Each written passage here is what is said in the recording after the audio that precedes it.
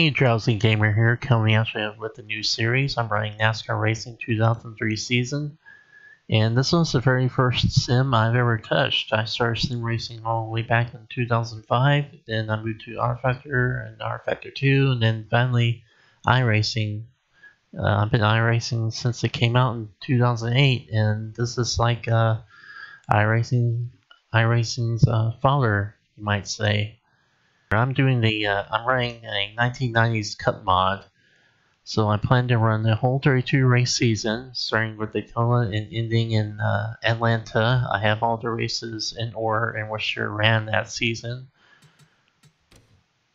and I have the AI set to 101% because the AI was kind of easy on the super speedway tracks, to be honest. So I just kind of upped it to 101%, but I'm not sure how the how difficult they're going to be on the intermediate and short tracks with this difficulty setting. So I guess I'll find out together. Okay, so who got the pole? Okay, Jeff Gordon, and then where's everybody's favorite? Okay, Dale Earnhardt, for you Dale Earnhardt fans, qualified 5th.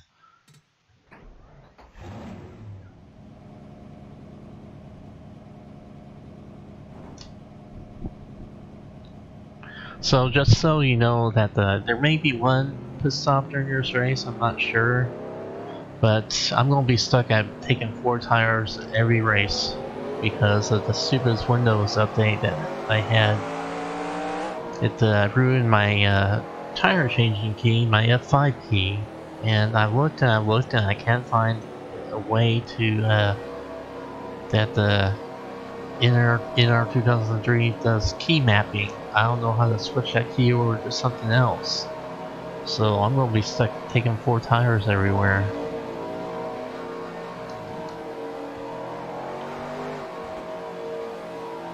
Get ready now. Going green. I just hope there's not going to be any serious checkup here because it upsets the car so much. The cars already feels like it's driving on ice. iRacing is a little bit more of an improvement from this tire model.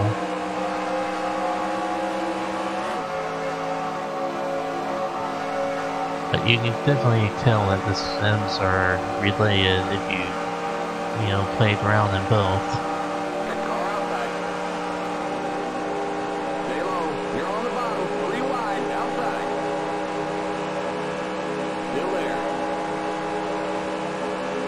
This isn't too realistic for, the way that they ran in the 1998 season, because they had used the apron back then. And this is a different aero package too, because the cars are always...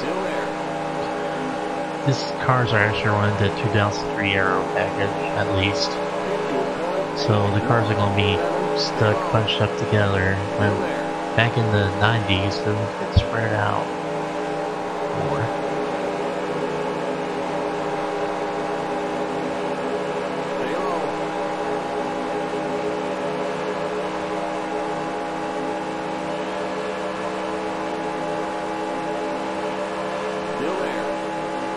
Check up a lot again.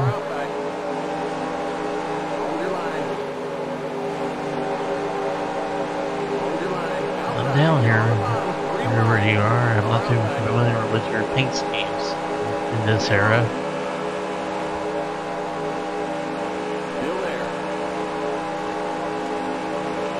But I am in my mid-30s, so I should know, but I did not start watching NASCAR until 2001. There they go with that hard checking up again. The car doesn't like that. Clear. Car outside. Still there. You're on the bottom. 3 wide. Hold your line. Outside. TV last year they said that you can go wide open at these places. You really don't, unless you're in the lead, unless you're on the out in clean air.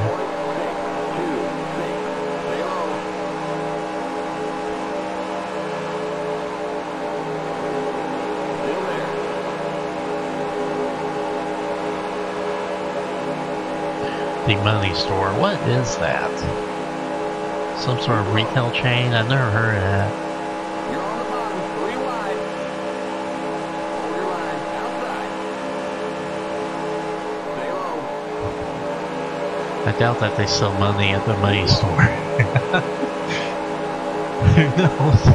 Maybe they specialize in coins or something. Hold your line. Hold your line, outside. You're on the bottom, 3 wide, outside. 47.175. Keep low. You're not I am going old school and running an old, still there. God, there they go again doing that stupid Outside. You're on the crap. bottom, 3 wide. Hold your line. That was about the end of me.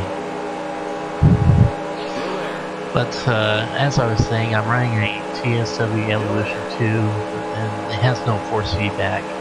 So this was like one of the best wheels that you could get back in the early 2000s, late 90s for sim racing. And I've been so successful with this wheel that I still have not made a change. I still run this same wheel on my racing, and I do really well at it.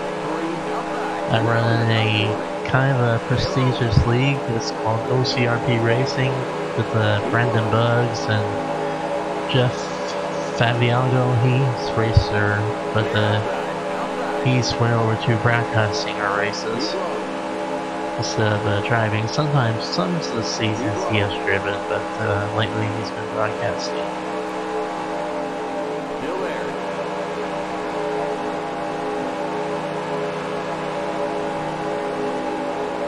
Yeah, it's a good group of guys over there.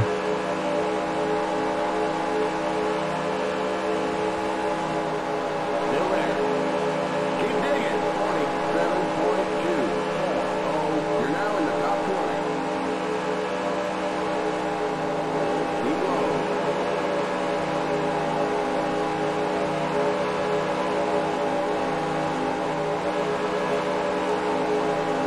Stay low.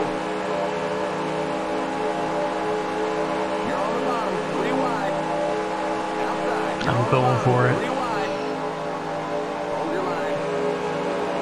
Outside.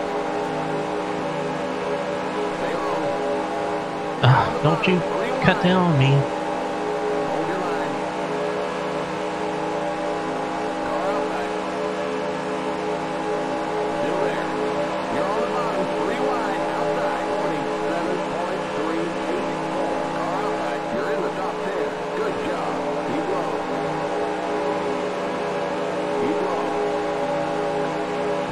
This is the generic spotter for the sim. Stay low. I had ran the Jimmy Johnson spotter in the past, but I just have not installed it yet. You're on the bottom, 3 wide. I may do that, I may not. It's just really no big deal not to have it. Hold your line. Car outside. Next car's the leader. You're on the bottom, 3 wide. No, he's not the leader. Open your eyes. Stay low. Clear outside. Keep it up, keep it up. Keep digging. 47.197. Car outside. Still there. You're now in third. Next car's the leader. Stay low. Clear outside.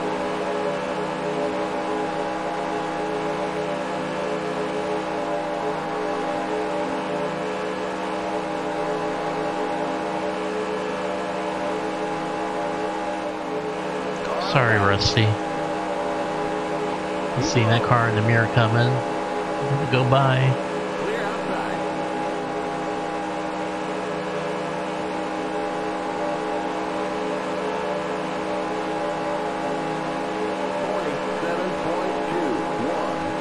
You're in first.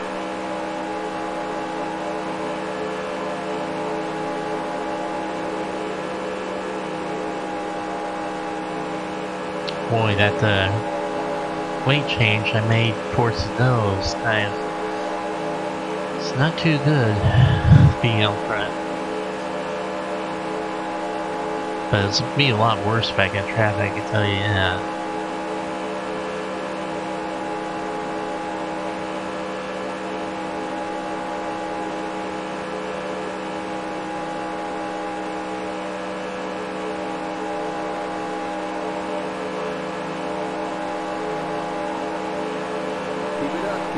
Keep digging. 46.803.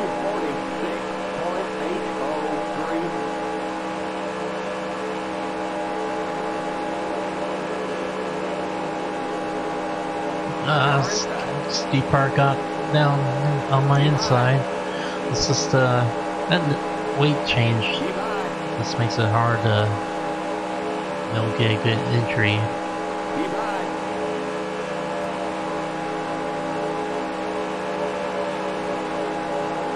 Keep high.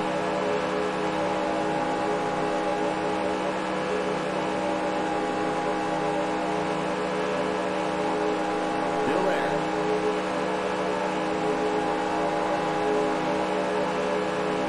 I think I clearly have the best car out here. Clear This inside. is a little modified setup from stock. This stock one is was even harder to drive.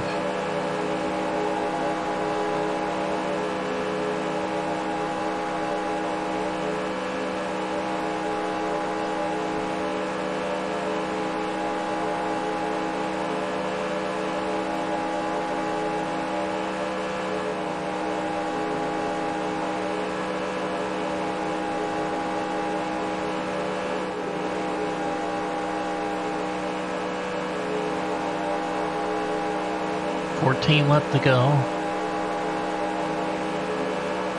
47.191. And according to this, I should not have to pit.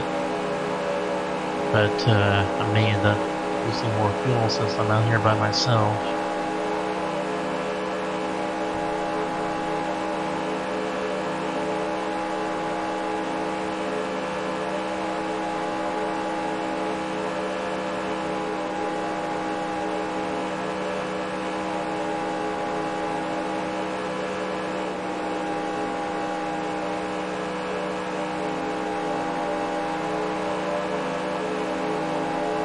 Just Mark Martin in his old Babylon car. 7.184. It's Michael Walter tuning up here. I don't think he was that good, you know, until he got a decent ride in 2001. So the ratings, the opponent ratings on here may be a little off for this era.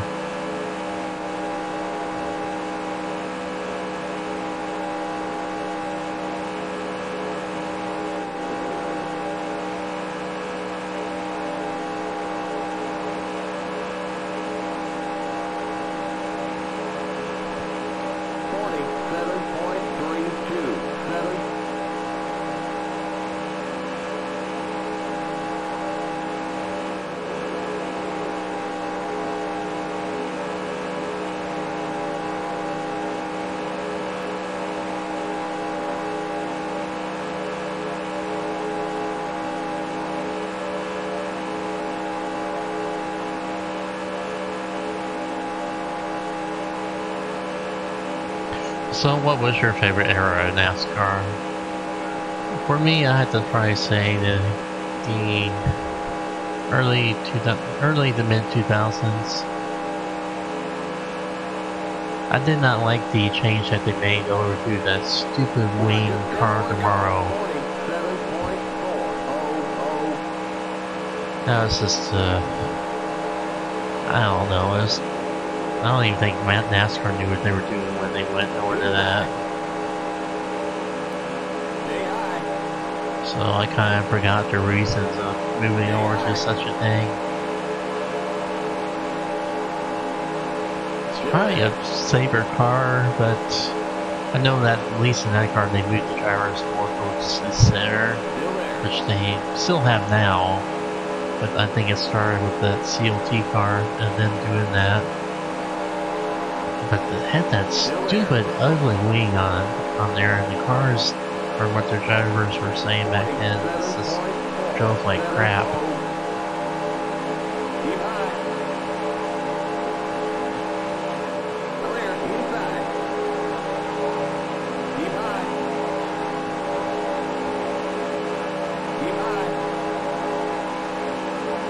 But I have not been watching any NASCAR for really, except maybe for the Daytona 500, but that's it. I just kind of stopped watching when all the drivers I grew up with liking when they retired. Like Jeff Gordon, and then finally Dale Earnhardt Jr. It's just a bunch of two new faces out there just coming in, which the sport does need. It's just, I don't know, I'm just getting too old for it, I guess. It's a different sport too, as well. Ever since they went over to that format to where who's ever ahead in the chase, they could finishes ahead of the other guy. If the whoever finishes first ahead of all the other guys wins the whole darn thing. I mean, I have not liked that system. I mean, that's how Carl Edwards lost his championship with that stupid format.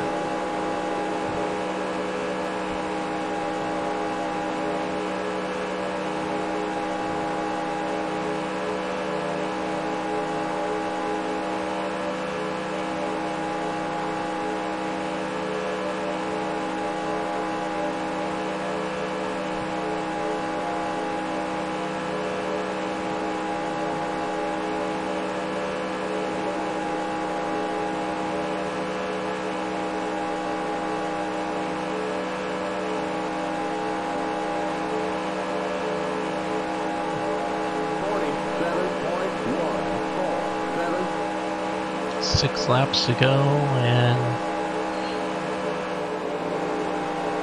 still good on fuel. By like 6 laps.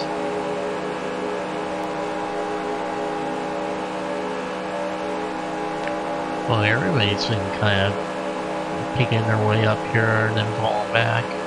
I know Derek Cook was up here, but he's not anywhere near the top 5 anymore. I know Earnhardt got up there for a little bit.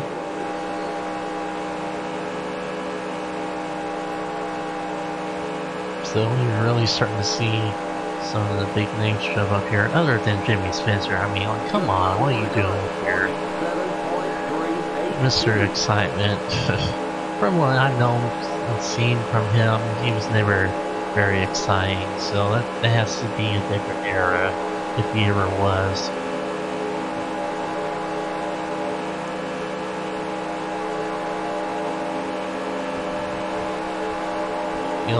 Back in the early 2000s, mid 2000s, when I started watching, and he was still racing. I mean, he was like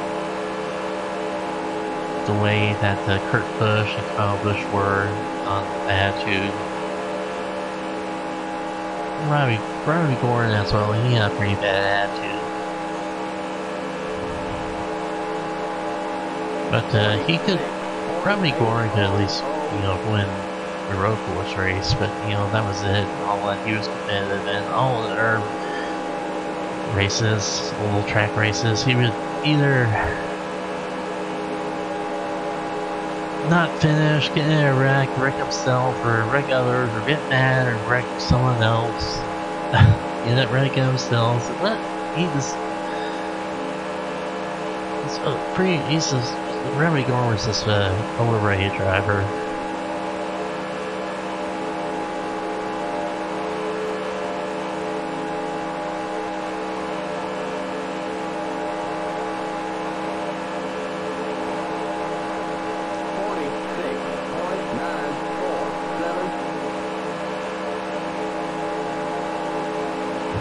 Had to mirror drive a little bit. Gosh, I'm pushing real bad on entry. Actually have to crack the throttle a little bit to hold that bomb.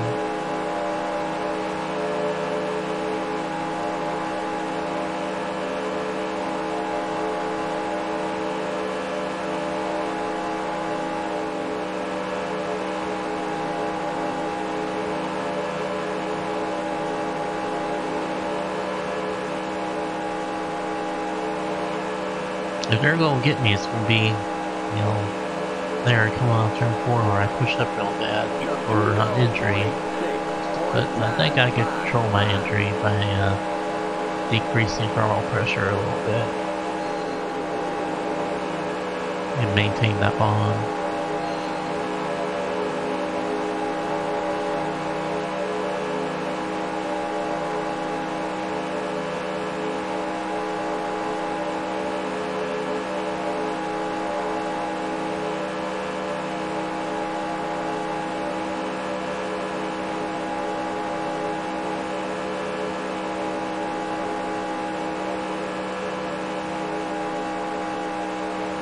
Yeah, let's definitely roll over on that right front corner on exit.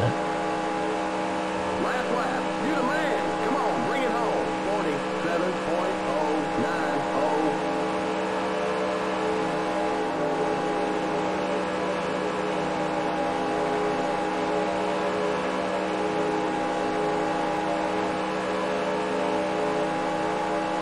47.090. Elliott Saller's swimming on some good pressure. You know, we don't see Earnhardt or Jeff Gordon up here, which is a shame.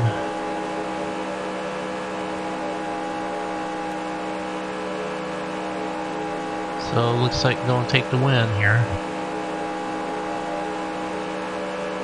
Not too terrible. You won! One problem. How are we going to get your head out of that car? Yep, not too terrible. What we'll see with the other races have in store, that the AI difficulty is going to be the question. As I'm unable to change it from here on out. It is what it is.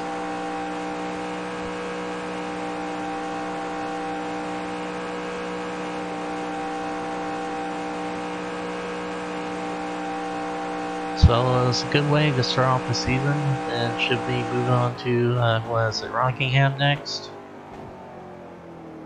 The race is over. Come on in.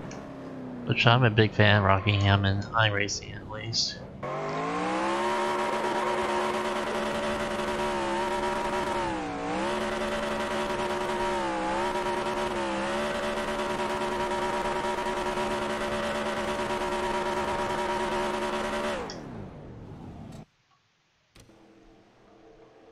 So we have Elliott Sadler finishing second, Sterling Marlin third, Steve Hart fourth, Dick Trickle fifth, Rusty Wallace sixth, seventh Top O'Dine, eighth Ricky Rudd, ninth Dave Marcus, I think that's who that is, and then 10th Mike Skinner. Gordon finished 14th and Earnhardt finished in 21st. I'm curious to see who finished in the very back. Ron Hornaday. Okay, that's in our 2003 the Cup mod for you. And I'll see you next week at Rockingham.